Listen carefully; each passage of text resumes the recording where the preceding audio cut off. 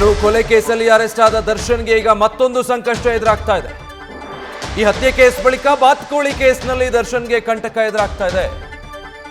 ಅವರ ಫಾರ್ಮ್ ಹೌಸ್ನಲ್ಲಿ ವಿಶಿಷ್ಟ ಪ್ರಭೇದದ ಬಾತುಕೋಳಿಯ ಸಾಕಣೆ ಮಾಡೋದು, ಅದು ಕಾನೂನು ಬಾಹಿರವಾಗಿ ಈ ಬಾತುಕೋಳಿಯನ್ನ ಸಾಕಿದಂತಹ ಕೇಸ್ ಇದೆ. ದರ್ಶನ್ ಮತ್ತೆ ವಿಜಯಲಕ್ಷ್ಮಿ ಹಾಗೆ ಆ ತೋಟದ ಮ್ಯಾನೇಜರ್ ನಾಗರಾಜ್ ವಿರುದ್ಧ ಕೇಸ್ ದಾಖಲಾಗಿತ್ತು. ಎಫ್ಐಆರ್ ದಾಖಲಿಸಿ ನೋಟಿಸ್ ನೀಡಿದ್ರೂ ಕೂಡ ದರ್ಶನ್ ವಿಚಾರಣೆಗೆ ಹಾಜರಾಗಿರಲಿಲ್ಲ. 5 ನೋಟಿಸ್ ನೀಡಿದ್ರೂ ಕೂಡ ವಿಚಾರಣೆಗೆ ನಟ ದರ್ಶನ್ ಹಾಜರಾಗಿರಲಿಲ್ಲ. 2 ದಿನಗಳಲ್ಲಿ ಚಾರ್ಜ್ ಶೀಟ್ ಸಲ್ಲಿಸೋದಕ್ಕೆ ಅರಣ್ಯ ಇಲಾಖೆ ಈಗ ನಿರ್ಧಾರ ಮಾಡಿದೆ.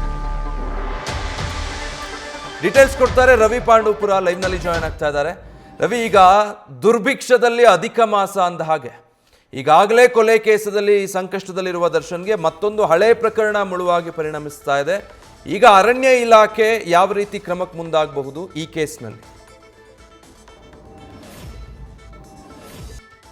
ಈಗಾಗಲೇ ರೇಣುಕಾ ಹತ್ಯೆ ಪ್ರಕರಣದಲ್ಲಿ 8 ಆರೋಪಿಯಾಗಿ ಜೈಲು ಸೇರಿರುವಂತಹ ನಟ ದರ್ಶನ್ ಅವರಿಗೆ ಈಗ ಮತ್ತೊಂದು ಸಂಕಷ್ಟ ಎದುರಾಗಿದೆ. ಕಾರಣ, ಅವರ ನರಸೀಪುರದಲ್ಲಿರುವಂತಹ ಫಾರ್ಮ್ ಹೌಸ್ನಲ್ಲಿ ಸಾಕಿದಂತಹ ವಿಶಿಷ್ಟ ಪ್ರಭೇದದ ಹಕ್ಕಿಯನ್ನ ಅವರು ಅಕ್ರಮವಾಗಿ ಸಾಕಿದರು ಅನ್ನೋ ಕಾರಣಕ್ಕೆ ಸಂಬಂಧಪಟ್ಟಂತೆ ಅರಣ್ಯ ಇಲಾಖೆ ಈಗಾಗಲೇ ದೂರನ್ನು ದಾಖಲಿಸಿಕೊಂಡಿತ್ತು. ಇದಕ್ಕೆ ಸಂಬಂಧಪಟ್ಟಂತೆ ಅವರಿಗೆ ನಿರಂತರವಾಗಿ 5 ನೋಟಿಸ್ಗಳನ್ನು ನೀಡುವಂಥ ಕೆಲಸಕ್ಕೆ ಮುಂದಾಗಿತ್ತು.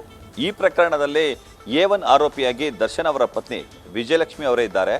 ಎರಡನೇದಾಗಿ ಅಲ್ಲಿನ ಮ್ಯಾನೇಜರ್ ನಾಗ ಅಲಿಯಾಸ್ ನಾಗರಾಜ್ ಈಗ ಈ ಕೊಲೆ ಪ್ರಕರಣದಲ್ಲಿ A11 ಆಗಿರುವಂತಹ ಆರೋಪಿ ಇದ್ದಾನೆ.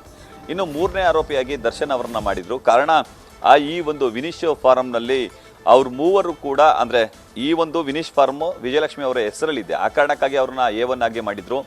ಮೂವರಿಗೂ ಕೂಡ ಸತತವಾಗಿ ನೋಟಿಸನ್ನು ನೀಡುವಂಥ ಕೆಲಸಕ್ಕೆ ಅರಣ್ಯ ಅಧಿಕಾರಿಗಳು ಮುಂದಾಗಿದ್ರು. ಈ ಸಂಬಂಧ ಇಬ್ಬರು ಕೂಡ, ಅಂದರೆ ವಿಜಯಲಕ್ಷ್ಮಿ ಹಾಗೂ ದರ್ಶನ್ ಇಬ್ಬರು ಕೂಡ ವಿಚಾರಣೆಗೆ ಹಾಜರಾಗಿರಲಿಲ್ಲ. ಆದರೆ ನಾಗು ಅಲಿಯಾಸ್ ನಾಗರಾಜ ಅವರು ವಿಚಾರಣೆಗೆ ಹಾಜರಾಗಿ ನಾವು ಸಾಕಿದ್ದು ನಿಜ ಅಂತ ಹೇಳಿ ತಪ್ಪೊಪ್ಪಿಕೊಳ್ಳುವಂಥ ಕೆಲಸಕ್ಕೆ ಮುಂದಾಗಿದ್ರು. ಅವರ ಹೇಳಿಕೆಯನ್ನು ಅವರು ಈ ಅರಣ್ಯ ಇಲಾಖೆ ಅಧಿಕಾರಿಗಳು ಕೂಡ ತೆಗೆದುಕೊಳ್ಳುವಂಥ ಕೆಲಸಕ್ಕೆ ಮುಂದಾಗಿದ್ದರೆ, ನಿರಂತರವಾಗಿ ನೋಟಿಸ್ ಕೊಟ್ಟರು ಕೂಡ ಬಾರದ ಹಿನ್ನೆಲೆಯಲ್ಲಿ ಯಾಕೆ ಬಂಧಿಸ್ತಿಲ್ಲ ಅನ್ನೋ ಪ್ರಶ್ನೆಗೆ ಅವರು ಸೆಲೆಬ್ರಿಟಿ ಆಗಿದ್ರು, ಹಾಗೂ ಅವರು ಎಲ್ಲೂ ತಪ್ಪಿಸ್ಕೊಂಡು ಹೋಗಿರಲಿಲ್ಲ, ಆ ಕಾರಣಕ್ಕಾಗಿ ಅವ್ರನ್ನ ಬಂಧಿಸಿಲ್ಲ ಅಂತೇಳಿ ಅರಣ್ಯ ಇಲಾಖೆ ಅಧಿಕಾರಿಗಳು ಸಮಜಾಯಿಷಿ ನೀಡುವಂಥ ಕೆಲಸಕ್ಕೆ ಮುಂದಾಗಿದ್ದಾರೆ. ಆದರೆ ಈ ಪ್ರಕರಣ ಬೆಳಕಿಗೆ ಬಂದರೆ, ಅಂದರೆ ಹತ್ಯೆ ಪ್ರಕರಣ ಬೆಳಕಿಗೆ ಬಂದ ಬಳಿಕ ಈಗ ಚಾರ್ಜ್ ಶೀಟನ್ನು ಸಲ್ಲಿಸಲಿಕ್ಕೆ ಅರಣ್ಯ ಅಧಿಕಾರಿಗಳು ಮುಂದಾಗಿದ್ದಾರೆ.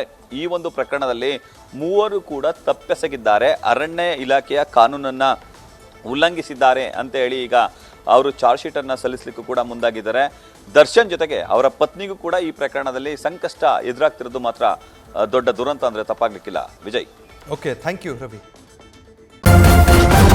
ನ್ಯೂಸ್ ಫಸ್ಟ್ ನಿರ್ಭೀತಿಯಿಂದ ನಿಮ್ಮ ಪರವಾಗಿ.